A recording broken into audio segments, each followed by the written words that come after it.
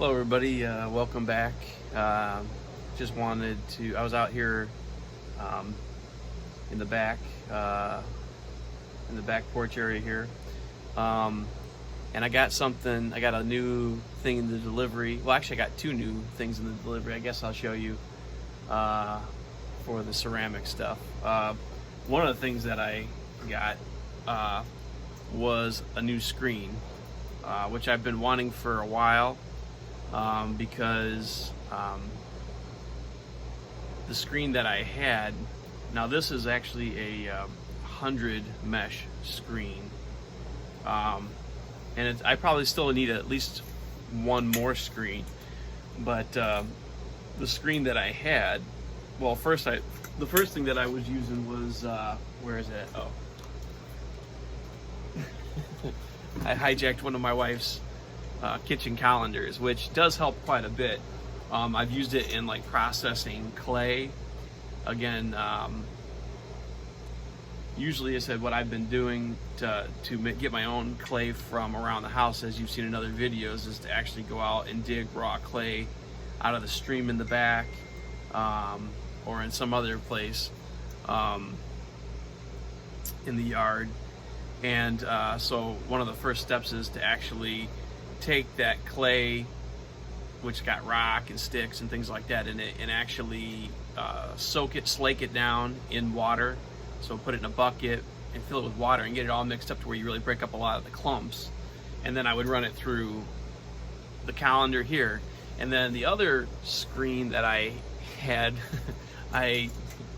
using what I had an old Cuisinart coffee maker, and it had one of those gold conical, cone-shaped coffee filters, a reusable coffee filter, and we don't use that coffee maker anymore. So I was like, well, I'll use that. And I was dumping the clay water once it had been somewhat sieved through the colander through that little screen, and it did okay, but boy, is it a slow process, because I would say it was probably even much finer of a mesh than this. Again, this is 100 mesh, which, as you can see, it's pretty fine, but it was even finer than this, I would say. And because it's a little cone and all the sediment wants to rush down to the bottom, like I would have to like keep swirling the thing around to get the water to move around and come through the colander, or I have to keep moving my finger around. It was a headache. Whereas something like this can be shaken back and forth. But that's a 100 mesh, and that's actually for a lot of the glazes that I've seen people make themselves, is a fine enough mesh to make a nice suitable glaze to melt. But I would actually maybe even like to get an 80 mesh, which means that the holes are a little bit bigger. There's only 80 holes per square inch on an 80 mesh screen, because even this is maybe just slightly too fine for like what I'm doing right now. So what am I doing right now? Well, another thing that I got in the mail, hold on, let me go grab it. I got me an atomizer from Amazon. It was under $16. So all it really is it is a stainless steel container that can hold a liquid, which I have just water in there right now, okay? A tube that goes down into the water inside there. The lid just sits on it like that, okay? If you want to add water or whatever you're going to use, goes in there.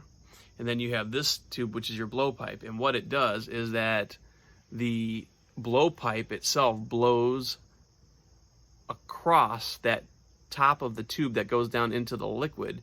And it actually creates a suction, which actually, it's amazing how it works, but it actually draws the liquid up the tube, and then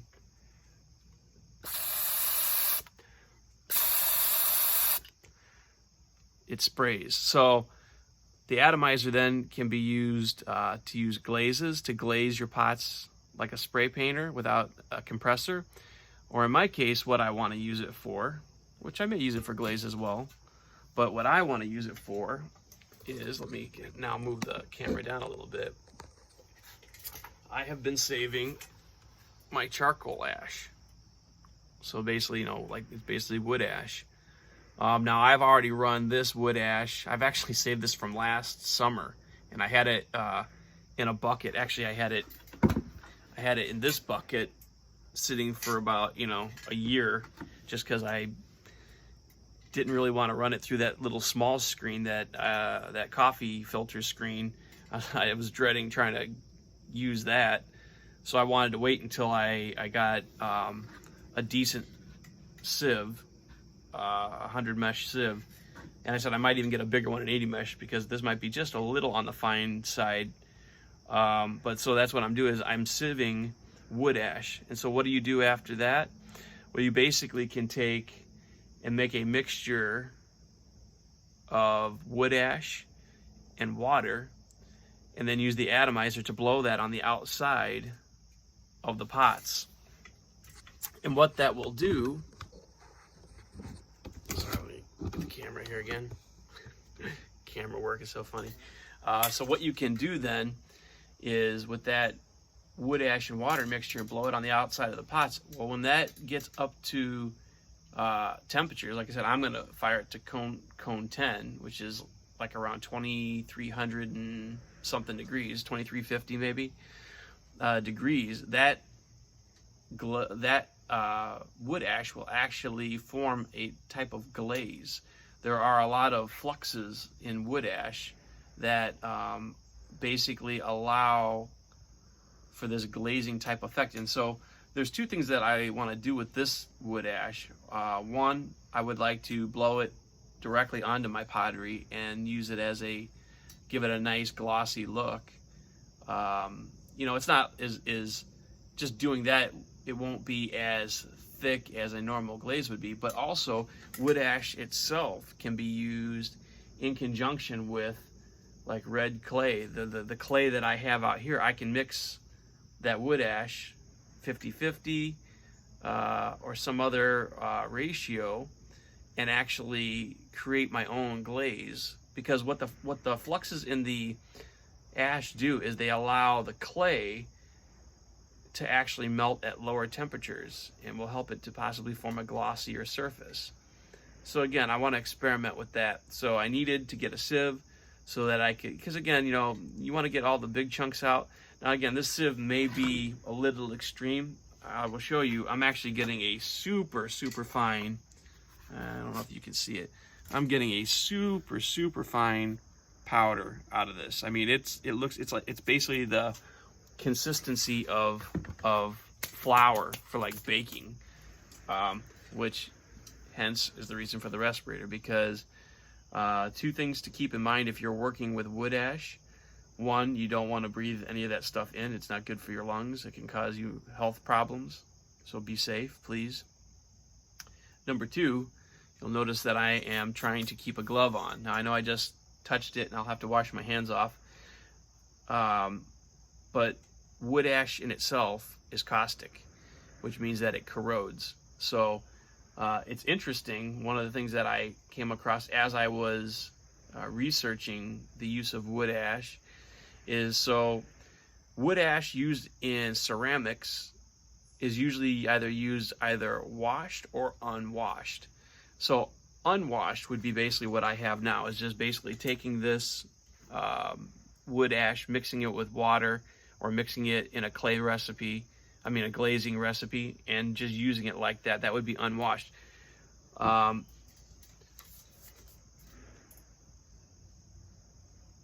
What that does is that would allow the most amount of fluxes to be available in the process. So basically it would be the highest amount of melt in whatever application I was using. So if I use it directly, it's going to run the most that it can. It's going to melt at the lowest temperatures and want to run. Or if you add it to a glaze, it's going to have that property of making that glaze melt faster and easier and make it want to run. So sometimes that may be undesirable, or maybe it might be too extreme. So what some potters do is wash their wood ash. And so what they basically do, and I will try this as well. I don't know if I will try it with this or not. I may just try it unwashed first and see what result I get. But you can wash wood ash by basically, getting your wood ash prepared, let me finish sieving this, filling that container then with water, and then allowing it to you stir it up and then allow it to settle and sit for several days. And what actually happens is that the soluble fluxes that are in the wood ash actually then get leached out into the water and actually forms lye. And as many of you know, lye is a substance that is used in soap making. So actually, if you also YouTube it, wood ash lye can be, wood ash soap can be made. So you can basically take the lye water out of your ashes, and one, if I don't want it, just dispose of it, dump it. Or you could actually even boil that down to the proper concentration and add some sort of a fat to it, like vegetable shortening or lard, or beef tallow. If you YouTube it, there are people who can show you how to actually take that lye water, mix it with fat of some sort. I said some would rather not have any animal products, so they would use maybe shortening or something like that. And then the one guy that I was watching, he actually added salt, a little bit of salt, like maybe a quarter of a teaspoon, or it was not a large amount of salt, but a little bit of salt in it as he was melting that lard and lye mixture together. There was a lot of stirring and stuff in the process. It was a lot. He was stirring it for a long time, so I don't know if I will attempt at some point to just see what that's like, trying to make my own soap. But it was pretty neat that these all things are things that can be done with the wood ash. But anyway, so I think right now I said I'm going to go back to actually, I'll show you a little bit of what I'm doing as far as sifting the wood ash. And like I said, this is kind of the unsifted wood ash, and if you can tell, it's pretty fine too. Let's see if I can show it to you. So yeah, that is fine. That in the green bucket, that's pretty fine, but it's still granular. It's still, there are probably pieces in there that would be comparable, or maybe even a little bit bigger than like granulated table salt or sugar. So that may not give me the best smooth finish that I'm looking for. I would like more of a real even light misting basically when I spray this onto the pots. So maybe it's overkill, and I said maybe I'm going to get myself an 80 mesh sieve as well instead of just this 100 mesh. But I know that the 100 mesh is very good for, I said, running like your glazes that you pre-mix, which I'm going to start doing, and I'll hopefully bring you with me on that. That is good to go through a 100 mesh sieve and then be used as a good glaze. So I knew I wanted a 100 mesh, but there's so many, these, they're not super expensive, but it wasn't super cheap. I can't remember exactly how much this was, but I think it was probably in the range of 20 bucks, a little higher, a little lower than that. So I didn't want to buy 5 and 6 of these when I'm when 1 or 2 will do. So I knew I wanted a 100 mesh. Now that I have it, I'm thinking that I probably at some point will get an 80 mesh as well. Especially again for processing clay, I think maybe an 80 mesh would be the amount of clay that I usually have processed out of the ground. It still might take quite a long time, even with this, to get it to go through that screen. And this, it's really a nice size because this also is made to fit right into the top of like a 5-gallon bucket. So it's really nice. It's very well thought out. And actually, nice thing is it actually even fits into this one too. So anyway, let me show you a little bit of just what I'm doing as far as, you don't have to watch the whole repetitive process, but just basically what I'm doing. So I'm gonna put the mask back on, so sorry if I sound a little muffled. For my work, I have to wear a respirator a lot, so I'm quite used to talking from a mask, but many people have always told me it's hard to understand me. So anyway, let me go ahead and show you a little bit of what I'm doing. So I'm just taking some of the ash here.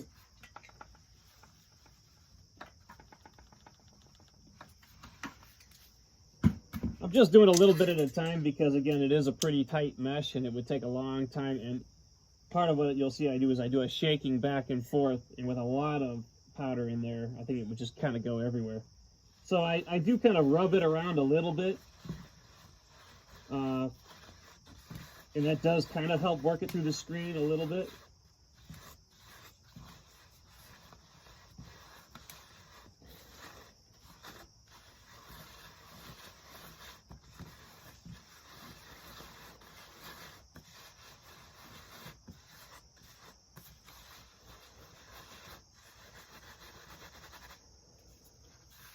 But then I'll also kind of pick it up like this, and I'll start to shake it back and forth. And as I'm shaking it back and forth, I can actually start to see the bigger,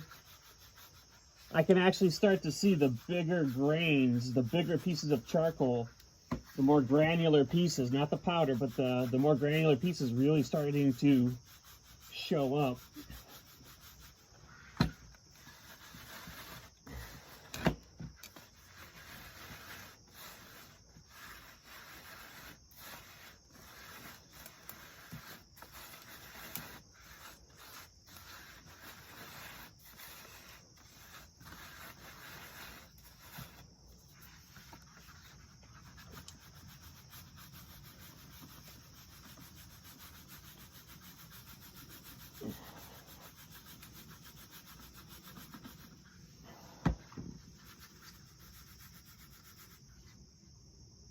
So as you can see, this is kind of what's the leftover, and you can see it's kind of the black grit from the charcoal still left. And again, what we have in the bottom is just really fine powdery wood ash, which again should work very nicely.